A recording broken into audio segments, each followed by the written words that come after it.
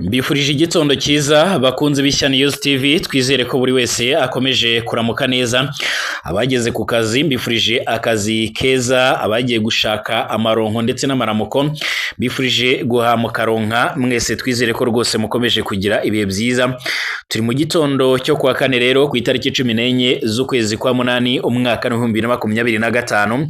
Munyemerere turebere hamwe amakuru azindutse avugwa, amakuru akomeje kugenda agaragara cyane cyane ibikomeje kuvugwa hano mu karere k'ibiyaga bigari. Ndahera mu Burundi, imbonerakure zagiye kurwana muri Repubulika Demokarasi ya Kongo zihanganye n'umutwe wa 23 zashinjije leta y'u Burundi kuzibeshya.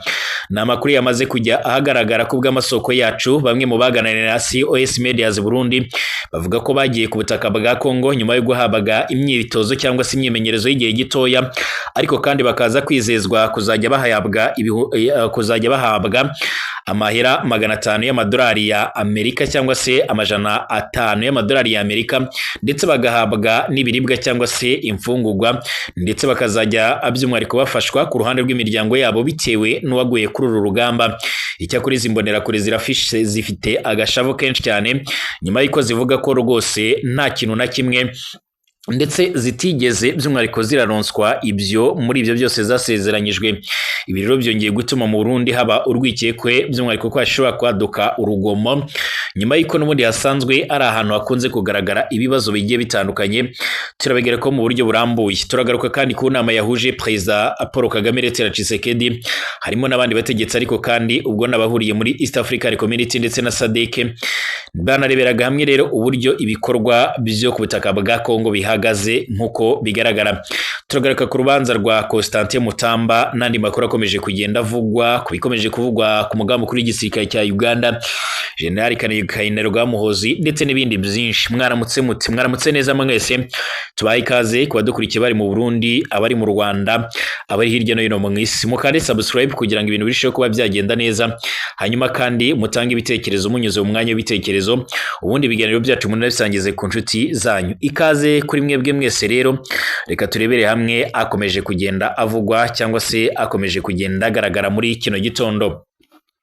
Urubyiruko rw'imbonerakure rwagiye mu burasirazuba bwa Repubulika ya Demokarasi ya Kongo rero by'umwihariko kurwanya ihuriro AFC rurashinja leta y'u Burundi kurubeshya by'umwihariko amafaranga. Bamwe muri urubyiruko kandi rushamikiye ku ishyaka CNDD-FDD riri ku butegetsi mu Burundi basobanuye ko mu mezi 8 ashize mbere yo kujya muri RDC buri wese yari yasezeranyijwe amadolari agera kuri 500 nk'inkunga ndetse n'inkunga y'ibiribwa. Umwe muri izi mbonerakure ukomoka muri komine ya Buganda yahoze ari intara ya Cibitoke yabwiye urubuga rwa COS Medias Burundi ati twagombaga guhabwa ayo mafaranga tukanahabwa ibiribwa, ariko byose byaguye mu mazi abira, nta kintu na kimwe by'umwihariko twigeze tubona. Basobanura ko mbere yuko bajya muri Kongo babanje gutorezwa mu kigo cya gisirikare kiri mu ishyamba ndetse no ku bibuga by'imikino. Imiryango yabo kandi isezeranywa ubufasha mu gihe bapfira ku mirongo y'imbere ku rugamba, ariko ngo ibi byose kibababaza nuko nta na kimwe bigeze babona. Kimwe rero n'abasirikari b'Abarundi, imbonerakure nyinshi cyane zapfiriye ku rugamba mu burasirazuba bwa RDC, ariko kandi imiryango yazo ntiyahawe ubufasha. Hari by'umwihariko n'imwe uruhushya rwo gukora ikiriyo cyangwa se ikigandaro.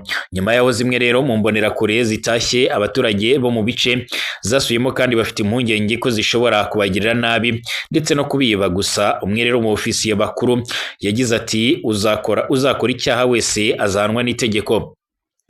Uyu mwofisiye rero numwe by'umwihariko mu ngabo zikomeye cyane mu gihugu cy'u Burundi, akaba ari umwe akora aho rero by'umwihariko izi mbonerakure zatorezwaga.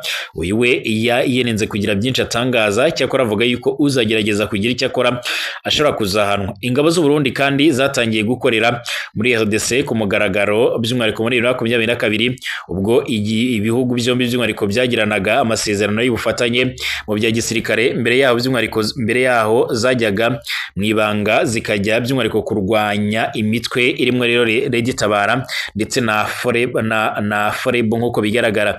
Na mbere ya 2022 kandi Imbonerakure zahawe imyitozo ya gisirikare by'umwihariko zaherekezaga ingabo z'u Burundi mu rugamba rwo kurwanya iyi mitwe ihanganye by'umwihariko nazo kuva muri 2015 nk'uko bikomeje kugaragara cyangwa se nk'uko bikomeje kugenda abitangaza.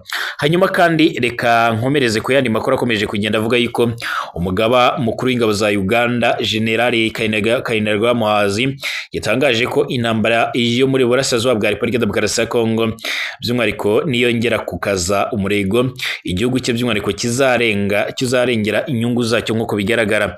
Ingabo za RDC n'ihuriro rya AFC ribarizwa mu mutwe wa 23 ku itariki ya 12 Kanama 2025 byashinzanye rero gushotoranye ndetse no gutegura intambara hirengagijwe amahame yasinywe by'umwihariko i Doha muri Qatar. Buri ruhande kandi rugaragaza ko rero rwiteguye kurwana mu gihe by'umwihariko rwashotorwa. Mbere yaho kandi ihuriro AFC ryari ryatangaje ko leta ya RDC ikomeje by'umwihariko kurunda abasirikare bayo hafi by'umwihariko y'ibirindiro byaryo n'ubundi barimwo abavuye mu mujyi wa Kisangani bajya i Walikale ndetse n'abavuye i Karemi bajya muri Uvira mu ntara ya Kivu y'Amajyepfo.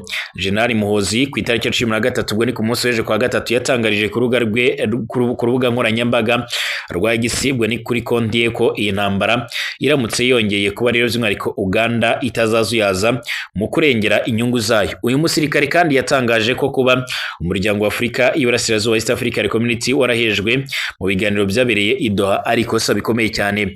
Ubusanzwe Uganda yo ntiyumva neza uburyo ibibazo byo muri Afurika bigomba kujya gukemurirwa mu bihugu by'amahanga ya kure. Avuga yuko rwose cyangwa se Uganda yo yemeza ndetse ikabona yuko icyaba igisubizo cyiza, ariko kugeza amagingo aya ngaya n'ubundi iyi ntambara ishobora kuba by'umwihariko yahagarara cyangwa se ibiganiro byayo byose bikemura bishobora kuba byabera hano ku mugabane wa Afurika nk'uko bikomeje kugaragara cyangwa se nk'uko amakuru akomeje kugenda atugera bivuga. Ibi byose ariko kandi bikomeje kuba intambamyi ndetse bakurikiranira hafi ibibera ku butaka bwa Kongo, bakaba bashimangira ndetse bakaba banagaragaza banerekana neza yuko n'ubundi uko byagenda kose iyi ntambara ubwayo ishobora kuzahagarara ariko bigizwemo uruhare by'umwihariko n'ibihugu byano ku mugabane wa Afurika. Yagize ati intambara by'umwihariko niyongera kuba rero mu burasirazuba bwa RDC ntituzazuyaza n'umunota by'umwihariko ku kurengera inyungu zacu nk'igihugu, by'umwihariko kudashyira akarere by'umwihariko ni ukuvuga East African Community muri gahunda ya Doha ni ikosa rikomeye cyane. Kuva mu Gushyingo 2021 rero ingabo za Uganda zikorera muri Kivu y'Amajyaruguru ndetse na Ituri aho zifatanya n'iza RDC mu bikorwa byo kurwanya umutwe w'iterabwoba wa IDF ndetse na Codeco. Leta ya Uganda yari yarasezeranye na RDC rero uko mu gihe ingabo zayo zizaba ziri muri ibi bikorwa rero zizaba zinavugurura umuhanda wa Kasindi Beni Butembo by'umwihariko ya Korosaya by'umwihariko yakoroshya ubuhahirane muri Kivu y'Amajyaruguru. Hari ibyago ko rero kandi mu gihe imirwano yasubukurwa hagati ya M23 ndetse n'ingabo za RDC muri Kivu y'Amajyaruguru nka Walikale ndetse na Rubero yahungabanya ibikorwa by'ingabo za Uganda byo kuvugurura uyu muhanda. Ibi rero nibyo bituma General Muhoozi avuga yuko bazarengera inyungu zabo kuko kugeza amagingo aya ngaya nabo bari hano ku butaka bwa Kongo kubwo kurwanya imitwe yitwaje intwari ikomeje kugenda ivuzwa muri bino bice nk'uko bikomeje kugaragara. Mbashimira bakomeje kudukurikira ndetse n'abakomeje kubana natwe mu makuru n'ibiganiro byacu. Tugaruke mu